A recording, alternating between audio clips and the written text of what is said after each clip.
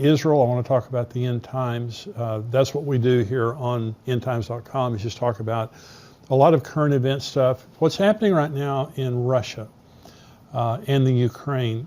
Tell me, beginning with, I guess, Russia and the Ukraine, is there anything prophetic about that in your mind related to current events and what's going on? Yeah, absolutely. I mean, the majority of the rabbis understand Gog and as connected to the land of Russia. And so obviously anything that goes on in that region is super significant, right? Gog is described as someone who comes from the far north, Ezekiel 38:15. Oh. And Jewish thought the dwelling place and stronghold of the forces of evil is from the north. And so from, Jewish tradition is very clear that, it's almost unanimous that Gog is connected to Russia. And this, and so what's interesting is this, though, there is one of the greatest Jewish scholars to ever live was known as the Vilna of Gaon, and he was an Alui, he was a genius. And this is, and he's speaking prophetically, this is what he says. He says, when you see the Russian Navy pass through the Bosphorus on the way to the Mediterranean by the means of the Dardanelles, it will be time to put on Shabbat clothes, meaning the Messiah is coming soon. Oh my gosh. So, I mean, when you hear something like one of the greatest, most revered Jewish scholars that lived, hundreds and hundreds of years ago, say something like that, and you look at what's going on in world events, you're like, okay, something is going on here. Well, the Gog, it's interesting you said that. I preached a message last weekend at Fellowship Church. We go here in Grapevine, Texas. And I was talking about, is Vladimir Putin Gog? And some of my friends, like Dr. Mark Hitchcock, he says he's Gog-esque. You can't definitively say he's Gog. However, my comment during my message was, if you ask me to, if Ezekiel 38 is a now prophecy, Vladimir Putin is Gog. I mean, because Gog is a person, Magog is a land, the other places are regions. The nations of Ezekiel 38 are places where he has control, the other nations listed there. But I really appreciate you saying that in the Jewish mind, Gog is Russia, because you have a lot of Western theologians who argue with that, and they'll say Gog has nothing to do with Russia. Gog is this, whatever. But if you look at the realities of it right now, the Gog and then the Magog nations of the Stan states, you have Turkey, Iran. These nations are all aligned with Russia, and they all hate Israel. So yeah, and there's this old tradition, Jewish understanding that Meshech and Tubal were in Russia, somewhere located in Russia. And there was this Rabbi Ibn Shaprut, who said, he wrote a letter to this group of this nation called the Khazaria. And there's this whole nation that converted in what's now Russia or Eastern Europe to believe converted to Judaism. And he wrote to this leader of Khazaria and calling him, and this is how he addressed him. He addressed him as the leader of Meshech and Tubal. Huh. Wow. Right? So, I mean, there's numerous references that connect back. And from a Jewish perspective, Gog is connected to, is European. He's a European leader.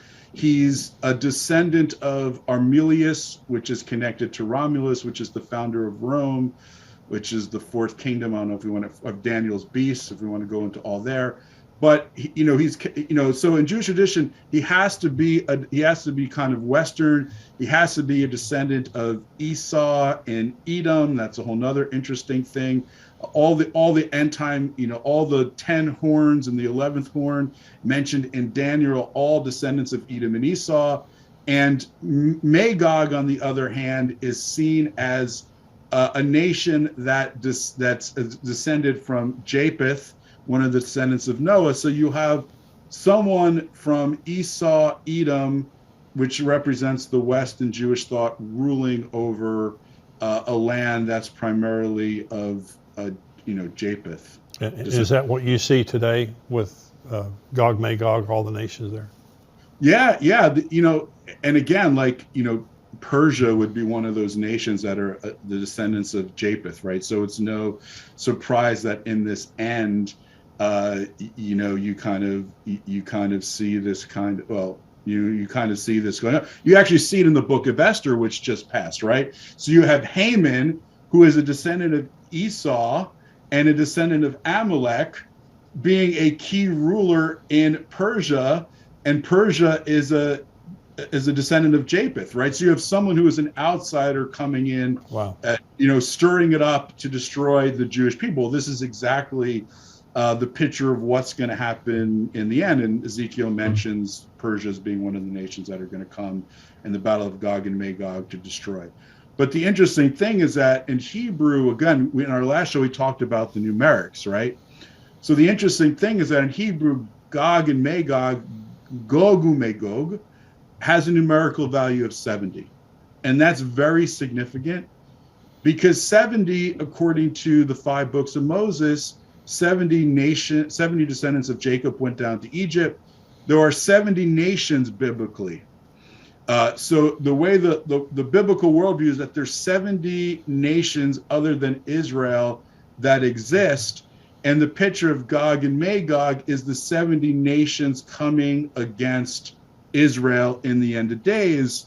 And this number 70 also ties back to the Tower of Babel, because when God confused the languages, he confused them into the 70 languages that become the 70 nations. Wow. And so this leader of Gog and Magog it's the same spirit and the same worldview as the Tower of Babel, that we're going to build in order to overthrow God, rebel against God, his plans and purposes. And that's the idea of what the thinking of these end times enemies. Well, that's exactly what you see happening right now. I want to thank you for watching this Tipping Point clip, and I want you to subscribe to the channel. I want you, if you're not a subscriber, go ahead and click subscribe there. And thank you for watching and subscribing. I want you to join our Tipping Point community at endtimes.com. For $7 a month, you can subscribe, and you have a 7-day free trial. So if you just want to check it out for 7 days, go on endtimes.com, check us out for 7 days, but I can promise you, you're going to love the content. You're going to be getting the Tipping Point show, the full show, every single week, as well as articles and video content from great teachers like Greg Laurie and Mark Hitchcock, and of course myself. Be sure to subscribe to be notified when we release more videos like excited today to have joining me on the show, a very popular guest, Bill Salus is best-selling author and end times expert. Bill is the founder of Prophecy Depot Ministries. And he's here with me today to talk about his new book and DVD titled The Future War Prophecies. Bill, thank you for joining me today. Hey, Jimmy, thanks for having me on your program. It's always great to have you here. You write some fantastic books. Now, this is your new book, The Future War Prophecies. It says Arab-Israeli War, Gog-Magog War, War in Heaven, Armageddon. Now, these are things, people, and I'm always fascinated. Now, you're a scholar, and when you're not on the show, we refer to you a lot. Anytime we have any doubt about something, we always say, well, Bill says this. So related to the wars, I hear so many different opinions on when this war is, when this war, and things like that.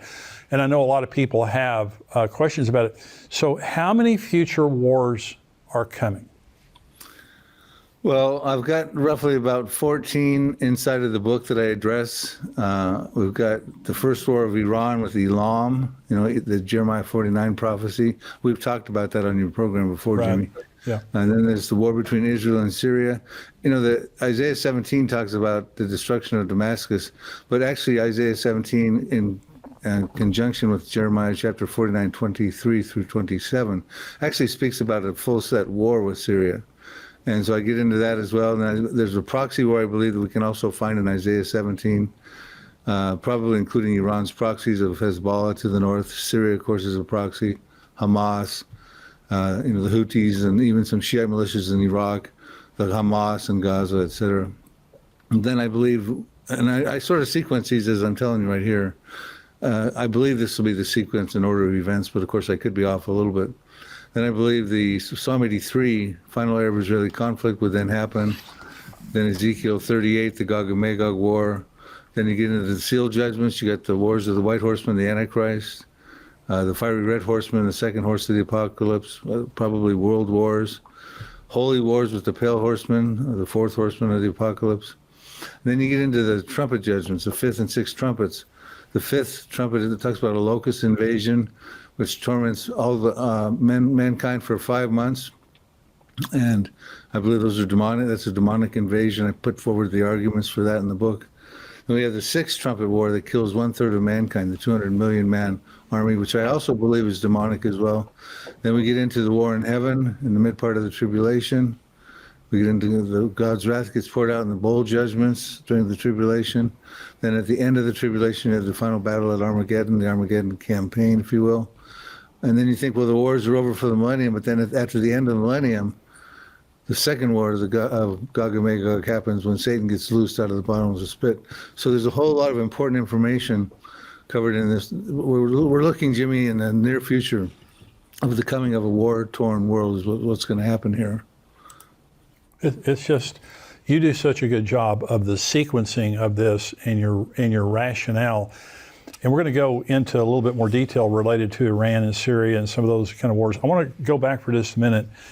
Now, the war in Iran, the war of Elam that you first mentioned in Jeremiah 49, now this is when Elam experiences, Iran, southern Iran experiences some kind of a disaster so huge that it says that the people of Elam are scattered literally around the world, and that Elam is uninhabited. And so you think, you were talking about sequencing, you think that's next? I really do, and I think that would trigger the proxies of Iran to go against Israel. We just mentioned who they were a moment ago.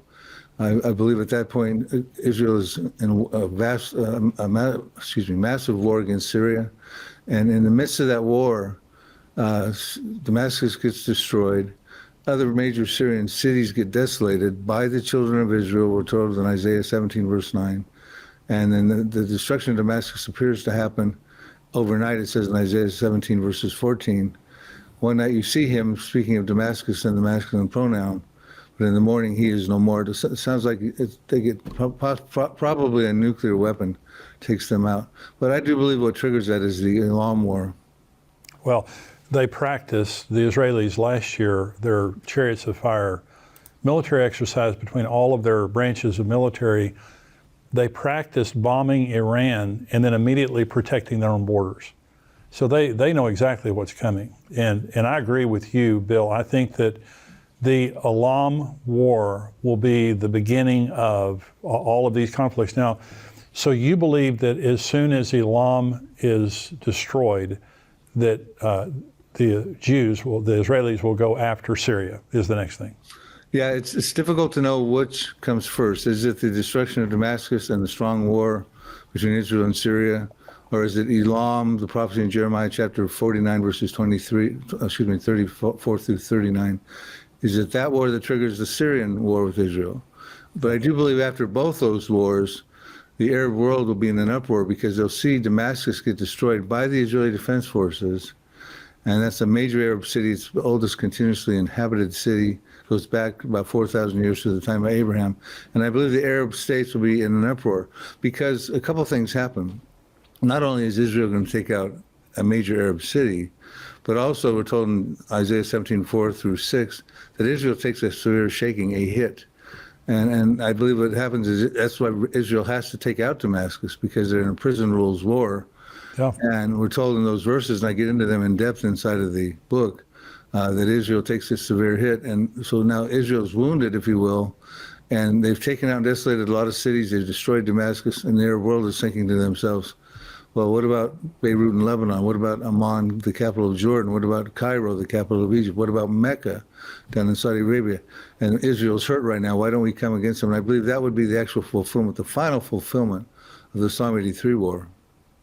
So the Psalm 83 war is, and we've talked about this before, but I want to talk about it again. Now, a lot of people believe that the War of Independence, that the Israelis fought 1948 through 1951, that was the fulfillment of Psalm 83. And one of the last times you were on the show, you talked about this. Why don't you agree with that? Why do you believe that this is still unfulfilled? Well, I'm going to answer that question, but let me tell your viewers as well that inside of this book, more so than any of my other books, I explain why Psalm 83:1 was not historically fulfilled. I provide historical sources of that information, why it's more than just a prayer, but it's also a future war prophecy. But I also get into many historical sources about why the Elam prophecy in Jeremiah chapter 49 has not found fulfillment, or the destruction of Damascus has not found historical fulfillment. So I have a lot of information as to why I believe all of those are future wars. One of the problems with thinking that it was fulfilled in 1948, which, I mean, all those nations in Psalm 83, they form an inner circle of countries around Israel, they all did come to war in 1948 with Israel, plus a couple more got involved as well. But the thing with Psalm 83, maybe that would have been, you would have thought that might have fulfilled the first 8 verses where it talks about the motive. They want to come together as a confederacy. They want to cut the nation of Israel off. But verses 6 through 8 tell us who they are and their ancient names. And inside the book, I put their modern day equivalents on who they are today. But we go on, and the rest of the book, there's 18 chapters. The next 10 chapters talk about the Asaph is petitioning God. Asaph wrote the psalm, destroy them so that they will be confounded and perish like the chaff before the wheat, etc.